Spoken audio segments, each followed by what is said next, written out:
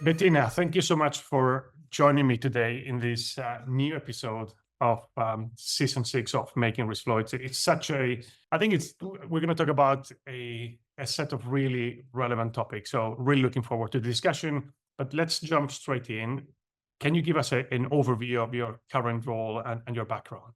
Yes, Juan, happy to be here, actually. It's looking forward to our discussion. Probably the interesting thing is I'm today the Chief People and Culture Officer of the Allianz Group.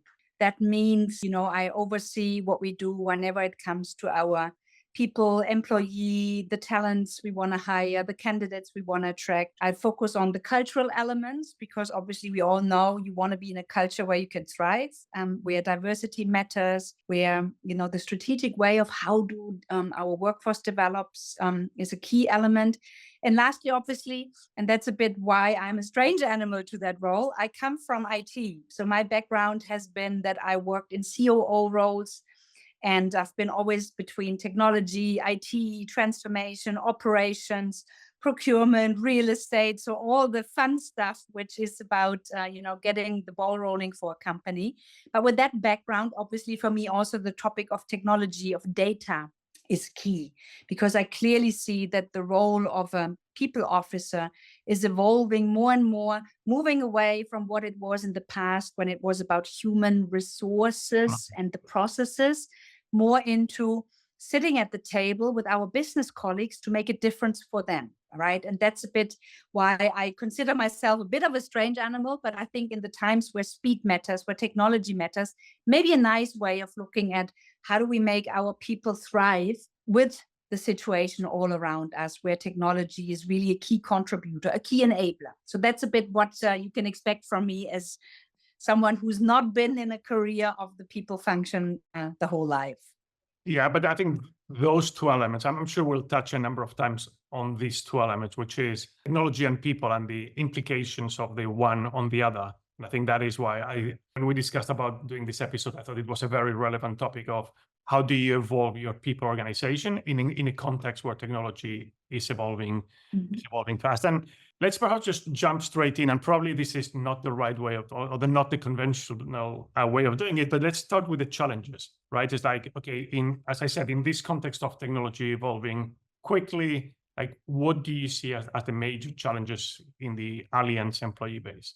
Probably I would say what keeps me busy the most is that I see the speed, right? The speed of change, the speed of how quickly we need to adapt to new technology, to changing circumstances, to a lot what's happening in the world, where I can see the stresses coming through for our employees, where adoption speed, feeling comfortable in using new technologies, coping with what's out there, that this is probably the biggest challenge, I would say. And that is not just for our people. Also, when I talk to new talents or people we would like to hire, I see from the questions coming through that this is also stressful to them or a challenge for them. That's why, and how would I want to position what we do, what is a challenge, but also an opportunity, because I think that every challenge has its way of how can you grab it and run with it and make a difference.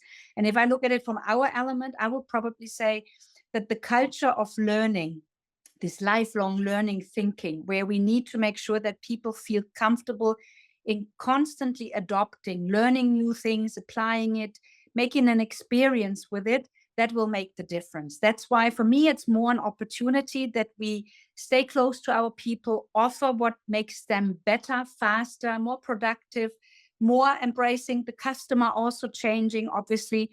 And with this learning attitude, I think that is what will make our people stay employable for the future, knowing also that many jobs will disappear or many jobs will change dramatically, right? If I look at the skills and the assessments I get from looking at universities or LinkedIn, we just had as someone who joined us, the message like in 3 to 5 years, the skills the people require will be 60-70% different than what we have today.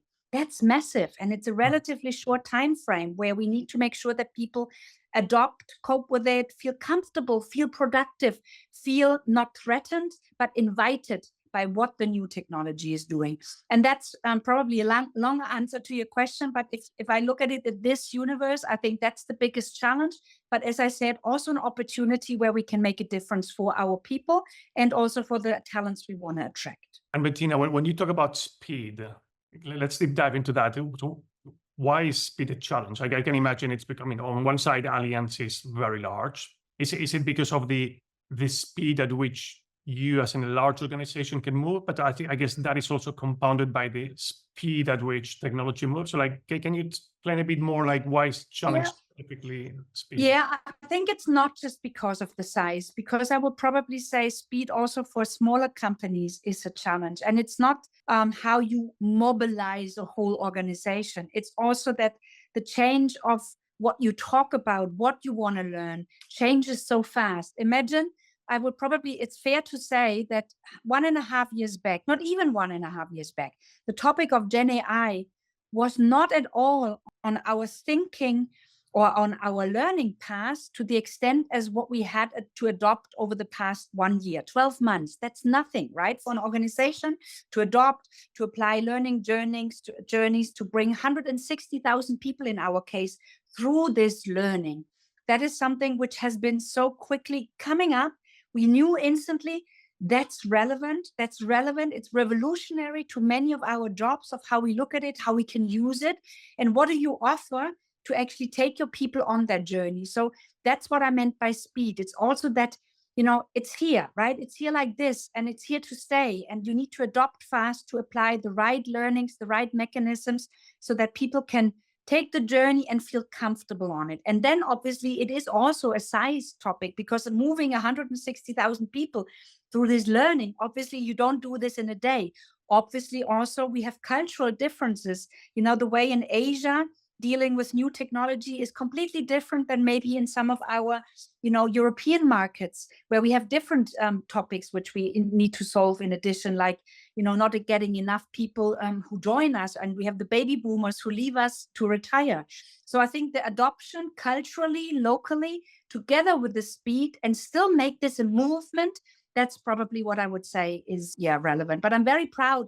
We've started early this year 2 big, large initiatives. One we call AI Run, and the second one we call Data Excellence, where we really have a movement for all our people. They can sign up, they can do their prompt certificates, they can do certain runs where they work with use cases, where they start to learn how to prompt, as we all know that this is key when it comes to making Gen AI or ChatGPT really an asset. We have adopted internally the technology, and we have our Allianz ChatGPT, if you wish, to be in a safe environment also when it comes to data privacy, when it comes to security elements. So these things, I think we have ramped up really, really quickly.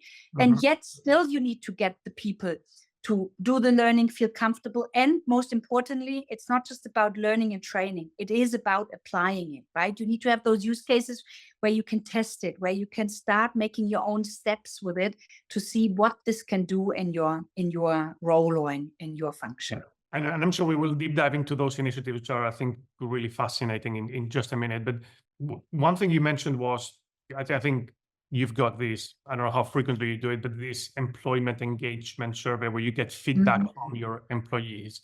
And you said there's a demand from your employees to help us. Exactly.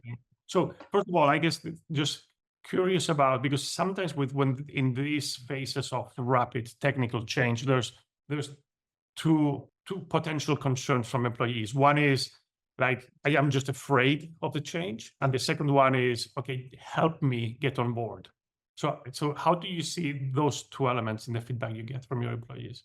Very clearly. And I think I'm grateful and thankful that we get the feedback. As you rightly pointed out, we do our yearly employee engagement survey typically in autumn, like in September and October.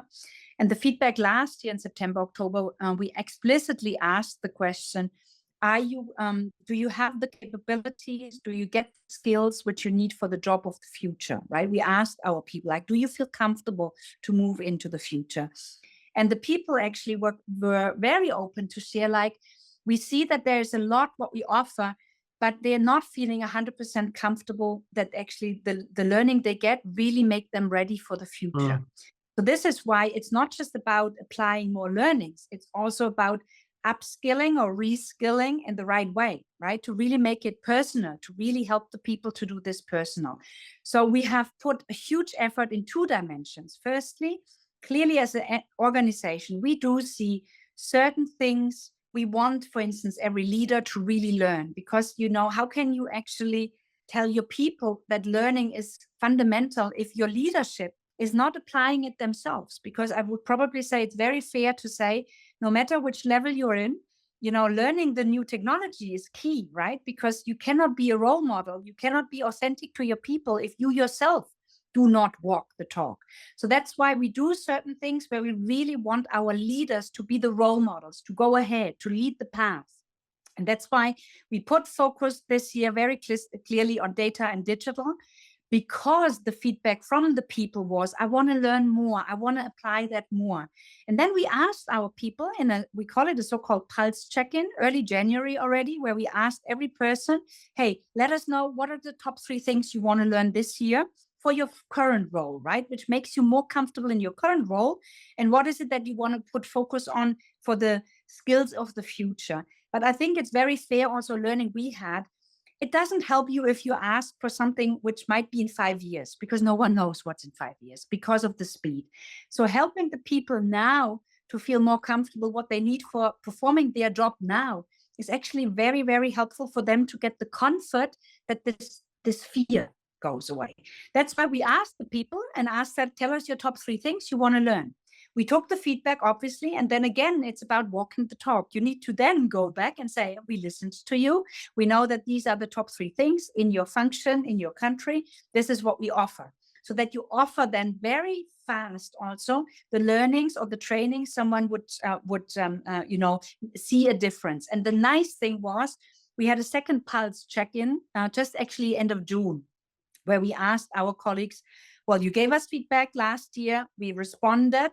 We've asked you also what you would like to learn. Do you feel that the learnings are there for you? And the feedback was very positive that, because I consider learning as a 2-way street. And typically, if you ask me, I would say, for me, learning is like everyone should be his or her own CEO. You are relevant for your destiny. So grab what matters for you. And this feedback we got actually now in June was very, very much promising, that our people see we take action, we take the right action, we give them the room and the area where they can develop themselves. But obviously also it's an invitation to them. It's not that we do it to them. It's also that it is, as I said, a 2-way street, that people grab it, run with it, and train themselves in that element. But the journey since last September for me is very rewarding, because I think we understood this matters. It matters most for the people to take away their fear also. And then we need to offer now the things which make them stay employable, feel more comfortable with what technology offers, and is obviously not stopping. I mean, we have our next engagement survey now in end of September. Very clearly, these are the very key questions. And I'm obviously hoping to first see that people saw the movement, but secondly, also, if applicable, get us further feedback on what to do more of, and what is it that we should actually invest even more for our people. So I like this cycle, because I think it's actually also, to my earlier point, for me, that is very speedy, right? For a large organization where you ask 160,000 people, I think getting this done in a fairly quick and agile way of adopting, applying it, learning again out of it, and really adopting it again. That's for me what I think organizations need to do. And I'm very proud that we are in a good rhythm of doing this for our people. That's really interesting, right? Because if you started by saying speed was one of your concerns, and it's speed of training, but obviously from an HR, from a people perspective, you also need to increase the speed at which you take feedback. And I think it's really fantastic that you started with these annual cycles, and now you're doing a couple of these pulse checks to get much more frequent feedback. Yeah, I agree. And we're not done with that journey. I think that is also something probably I've learned my life. This constant challenging is what we offer still, right, for the setup you're in, the time you're in, the dynamics. that's for me, I think, the biggest must for every organization, because as you said, we started with yearly cycles. Now we have these pulse check-ins, but you need to also adopt. Maybe then it's too much, right? Because what you want to avoid is that people feel like a fatigue for entering all the feedback and the questions. So I think this constant sensitivity on how many questions at what point of time are, right, people want to give feedback, and then adopt and check in regularly. That's something I think an organization needs to figure out. And it's, as I said, for me, it's not a standing still. It's a constant challenge. For instance, we have adopted this year our engagement cycle. Typically, we had about 65 questions globally. And now we have reduced it by 30%, just to really make it focused on what matters for the people most. And now we try this. Let's see what the feedback is, if we will need to adopt again. But I think that's, again, also a bit the culture of you dare to try, you learn, you adopt. And if it's not the right thing, then adopt again, right? I mean, that's a bit like taking away the fear that, things has to be set in stone. I think that those times probably should have been never those times, but those times are clearly over, I would say. They're gone anyway. And you mentioned a couple of initiatives. I would love to deep dive into those a bit more. The couple of initiatives, those were just, I guess, 2 examples. And so it would be great if you give us an overview of those initiatives related to Gen AI or data, but also as you talk through them, how did you make them in a way that they were not just pure theoretical learning? Because I think this is one of the biggest risks, is it becomes almost like in a university class where you learn the concepts of data, but then it's difficult to then, like, what do you do with that once the training course is over? Yeah, I guess that's the key thing, right? A learning in itself without having a chance to apply it will not last. So I think even the learnings we're doing, they are always with practical, exams in there, if you wish, or practical testing, so that you start applying it as you read it, as you listened to. And I think there's no one size fits all. It really depends on what is elementary you need to learn, and to make sure that you have really taken certain things serious. If I talk about data, for instance, I mean, data has a lot to do with security, with data privacy, with all the legal aspects, which I find for every company, this is a very important thing. But I think in an insurance company where you deal with, customer data, very sensitive data, if you look at health data, for instance, obviously this understanding for every employee is fundamental. So that's why I think you have elements where you really need to understand what's required from you, given the sensitivity in the case of data, but also how can you use cases to apply it in your own area. And for me, that's my biggest push. I think the more you apply it in your universe, the more we will see great use cases coming up, where it's not the company telling you use data excellence in the fraud arena, for instance, or use it in the people function for certain elements when it's about recruiting, job descriptions, etc. It's really that I would love to see that the people themselves figure out what makes their life easier and how do they apply it. And that's the aim when we look at those use cases.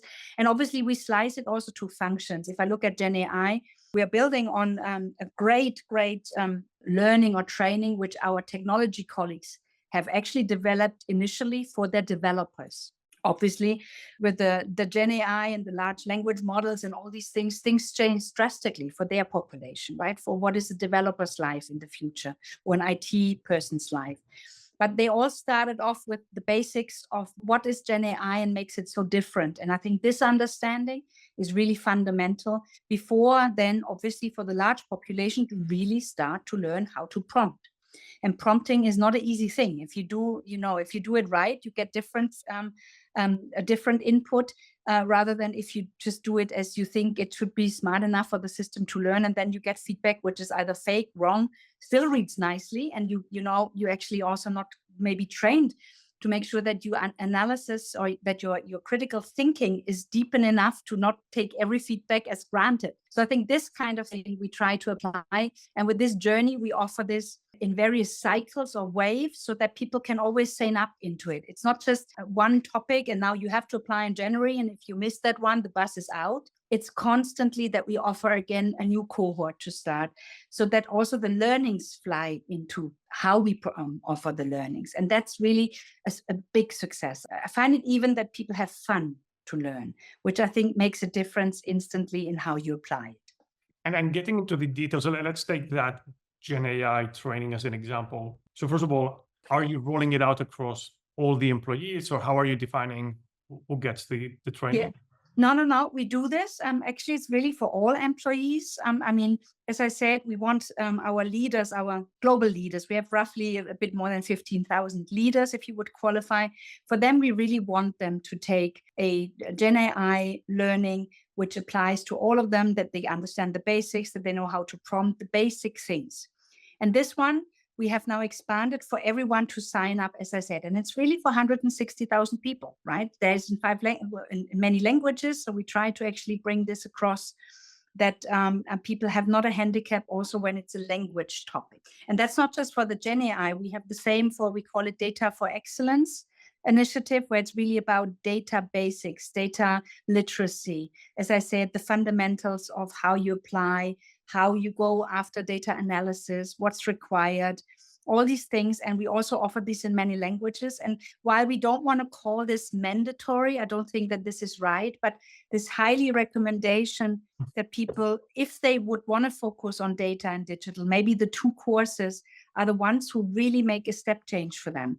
That's how we try to position this, so that it also meets the culture of different countries where, you know, cultural elements are certainly different on how you position this. What have you seen as the engagement from the employees? So out of those 160,000, I mean, especially given that you're not made it mandatory, are you seeing an uptake in the number of people actually taking the course? We do, and course by course, actually, we were initially, it's funny, sometimes you expect now you communicate this worldwide and everyone jumps on it. That's obviously not the case, right? Because it takes time until it sinks and people understand, etc. So even though we have now in the Gen AI run, actually, we will have on the 21st of September, our third run this year running.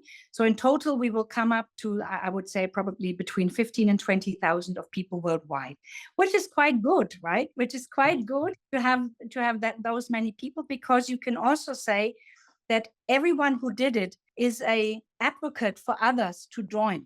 So my expectation is the more we do this, also next year when we adopt to it, we offer it further, that you will see more and more people coming in. And that's, I think, also a good signal, because that's this culture of, hey, I know that it's for me. I take this for my personal growth and I want to join and I make priority to this. So that's how we run it. But I'm very proud actually of the amount of people who signed up instantly. The first run we did, I think within the first 15 minutes, we had more than 1,000 people applying, which is a good sign that there is this demand, the need, the wish for learning. And then we will take it. Obviously, it's not stopping. It's much rather really continuing, and we need to adopt also the learning to what works well, what could we do even better, what focus we want to put. That's again falling back to my initial statement. I think nothing of these things are standing still. You constantly need to look into how can I make it better, easier, faster, more customer focused in that regard, so that people feel it's light for them to take it up. And actually, I think that I think is really smart to actually not make it mandatory in the spirit of learning, right? Because that is to your point, that is the best way of assessing, is this being useful, right? Because if you roll it out to the first, 5, 10, 15,000 people, if it is useful, you'll see that more and more. I mean, they will tell their colleagues, more people will sign up. If you see that no more people are signing up, it's sending you a signal that potentially the course is not the right one, or they're not getting the benefit. So it is a great example of how you, from a people team perspective, can get really good feedback from the employees on, is it working? Is it really helping them or not? Exactly. So I think we have also learned a lot. We have last year already launched an initiative which we called Fit for IT, where it was not so much about Gen AI. As I said, this is only 15, 16 months, actually a key topic.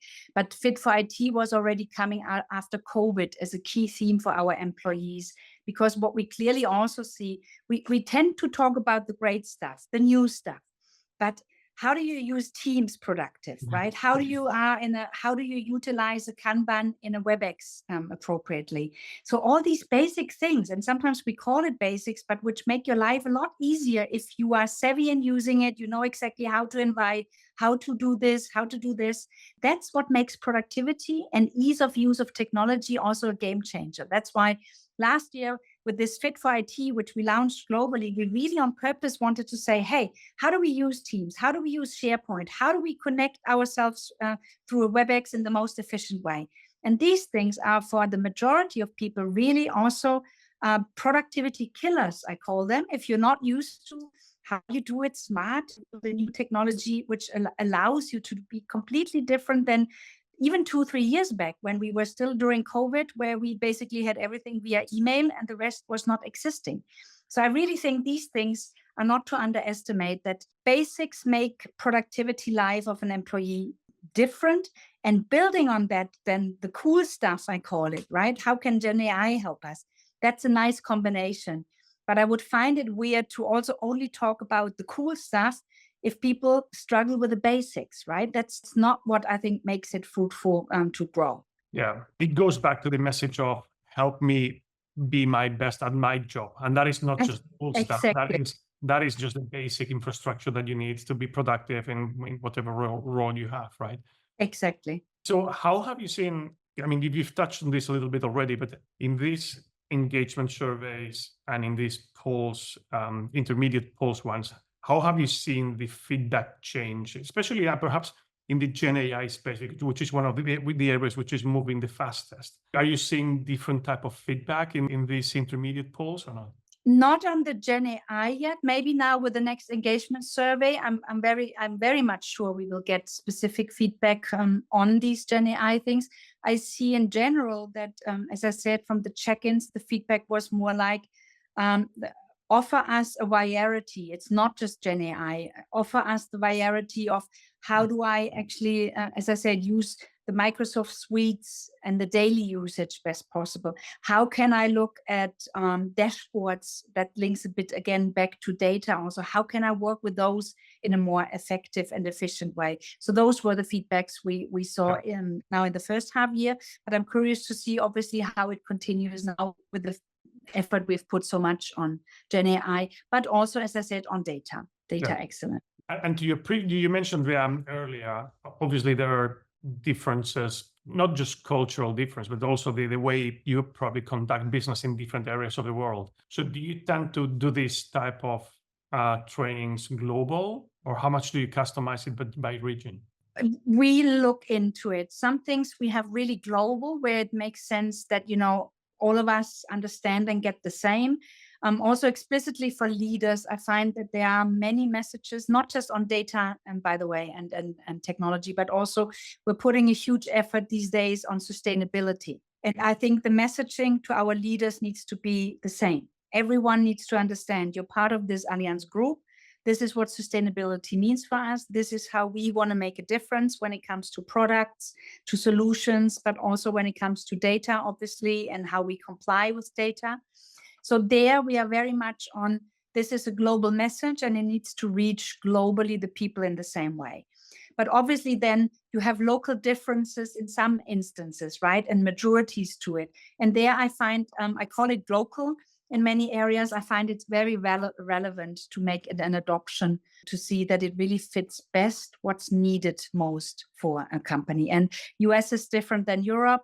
Europe is different than Asia. And I think there we are only well advised to make adoptions where it makes a difference for our people. And you also touched on it earlier, which I thought perhaps we talk for a few minutes about the challenges of hiring people in Europe, the baby boomers, the cycle. So I guess 2 questions on that, which obviously this is something which is industry-wide. It's a challenge for the whole industry, but how much of it do you think it's actually just because of the birth rates and number of people retiring, etc.? And how much do you think it is about our ability as an industry to attract talent to the industry? Would love to hear your thoughts on that. Yeah, I think it's like in most cases, it's not one root or one root cause, probably, right? Many impacts. And in our case, obviously, I would say as an industry, starting probably from an industry perspective, I think dealing, for instance, with generations in a smarter way, I think something that's what we can learn. And maybe it's fair to say it's not just an industry topic, it's in general, it's more probably a cultural market topic.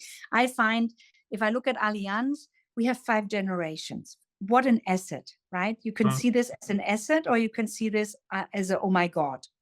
I see this as an asset because, having young talents coming in, benefiting from very experienced colleagues who have seen a lot of things, have been in different roles, matured, that's a big, big asset to bundle those things together. And the same is for the experienced colleagues, right? Having younger talents coming in where innovation is a key theme, where dynamic maybe in some areas is also a key theme. That's also an asset. And I think we are well advised if we pick those in a much smarter, consistent way, because explicitly here in Western Europe, I sometimes think we tend to say that someone who's beyond 50 or beyond 55 is actually close to retirement, which is really lose, lose, lose, right? Firstly, I think we need them. We need the brains. We need their experience. But secondly, also it's an asset to pair it together with the younger generations coming in. So I think it's not just a structural topic, it's also as an organization, how we respond to generations and how we make them feel being part jointly together, making a difference for the customer, for the people, for the innovation we want to bring forward. So that's how I look at this. But I also think that there are many more aspects which design, what's needed for the future. That has to do with the learning out of COVID, how flexibility makes a difference for people. I mean, it's not a lot of good stuff COVID left behind, but clearly that one on the sense of how do we look at productivity, not you need to be in a room to be productive, right? You can do your job wherever you are. How can we offer flexibility to our future employees, candidates, to attract them because they don't need to be physically in a location 5 days a week?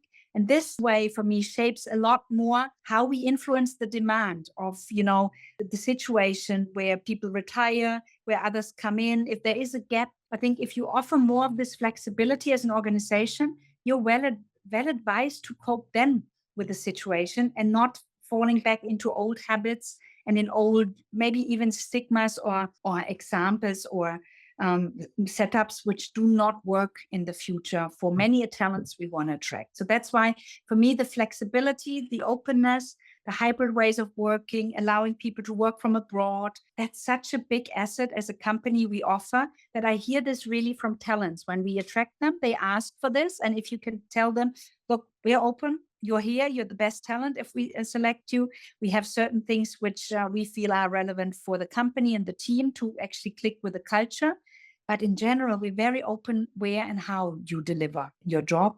That's a big asset as a company. Yeah, and also definitely, I think we experience the same. It's less about remote or in the office. It's more about the concept of flexibility, right?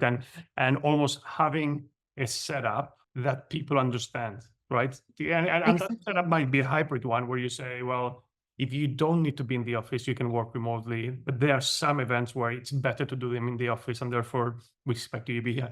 But it's more about, I think when I reflect on COVID, what the major change, even more so than remote or in the office, is people seek to understand the rules. People need to understand why do you ask them to be, or why do you ask them to be in the office, right? And I think it leads to obviously greater flexibility, but also I think it's a greater understanding. And I think also the younger generations, just many of them who joined in the last 5 years, they did not experience the world before then.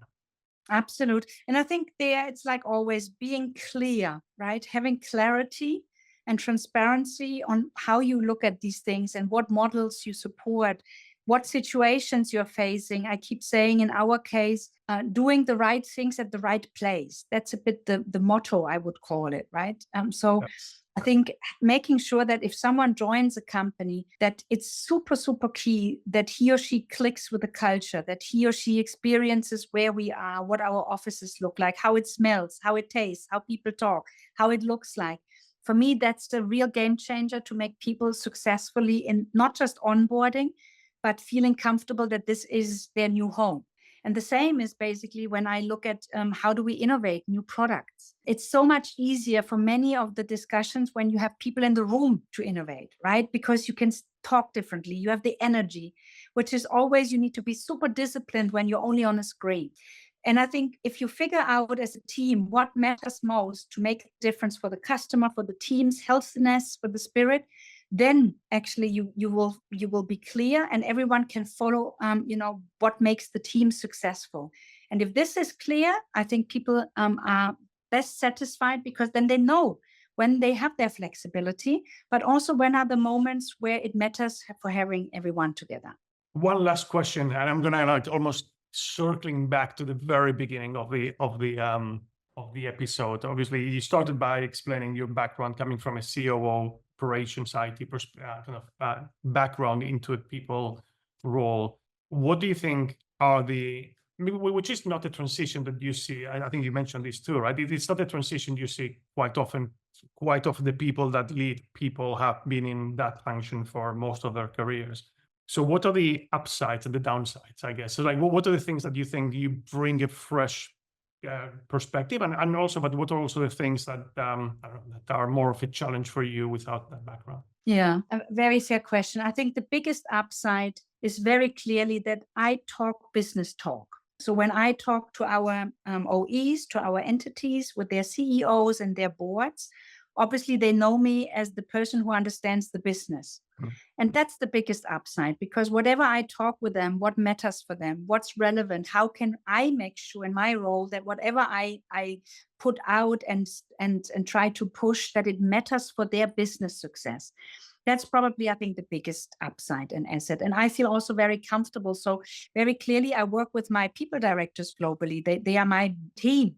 But I actually have very regular sessions with every CEO to say like, okay, look, this is what I see. This is what I can do. This is what we need to do differently. This is where I want you, dear CEO, to take ownership differently.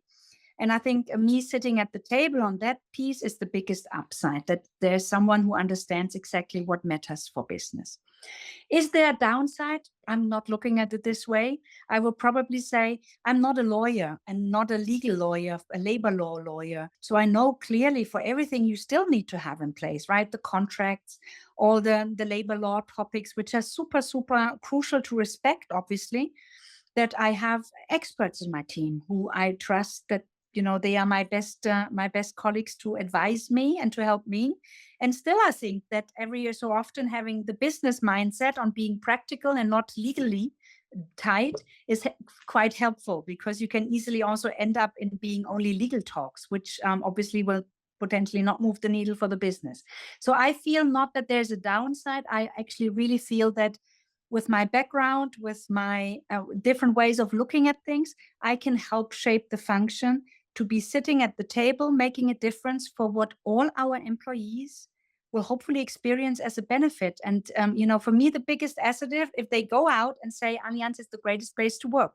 What a nice branding if they do it, rather than the company needs to continuously talk about how great we are. We are great, but the better advocates are clearly if people actually full-heartedly can share this with their friends, their families, their talents. And sometimes we get then through this channel actually great people who join us, because they trust that what they hear from the people is actually also what they experience daily. Okay, I think this is a fantastic way of wrapping up the episode. I think clearly you've brought it to life in the last 40 minutes. How you really are focused on the business side of the business and really enabling the employees to shine in that environment, rather than from a more traditional process and rewards and like the more, well, the things that are still important, right? But But again, you bring the business perspective, which has been very clear throughout the episode. Bettina, thank you so much for joining me. It's been a real pleasure having you.